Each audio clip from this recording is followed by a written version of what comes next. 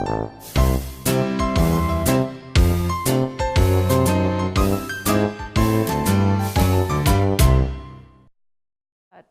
W. Schnell will start off, and Terry Berkson will read next.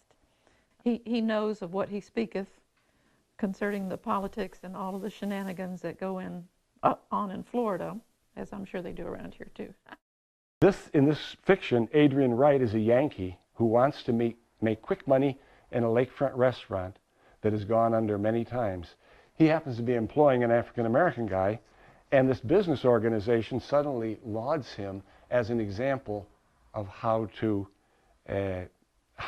businesses are helping the poor minorities of Gainesville, Florida. At the same time, an environmental activist named Dr. Parker Greenberg convinces him to oppose the biggest development in the county, a giant sports complex for the Gators,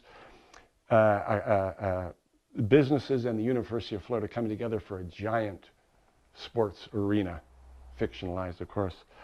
As Adrian's restaurant starts to founder, he does a few minor drug deals just to make ends meet. He's basically a good guy. He's just trying to pay his bills. When the deal goes bad, tragedy strikes. He's arrested and he's scheduled for trial.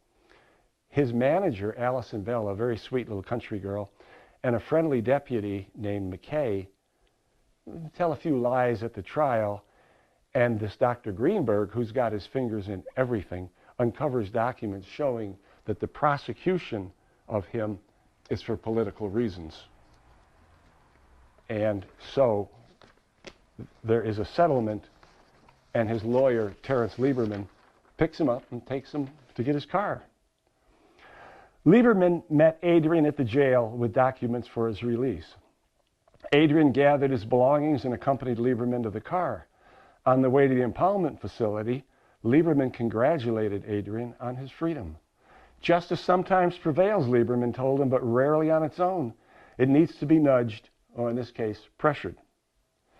People lied for me, Adrian said. Allison lied on the stand, and from what you tell me about the hearing, I believe Deputy McKay lied too. Lieberman nodded as he drove. Once, he said, there was truth. Not everyone told it, but everyone knew it. Everyone knew it existed, and everyone respected it. Not anymore. Attorneys learned long ago there is no truth in court. There's only evidence and arguments. That's the way our legal system works.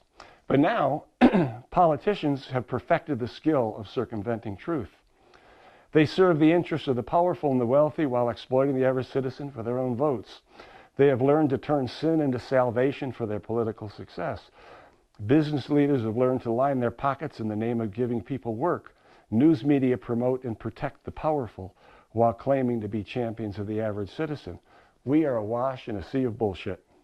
Adrian, the little splash on your behalf was insignificant. You swam to shore, but the truth is, we are all drowning. That's kind of like toward the end of the book. And I would like to thank you. And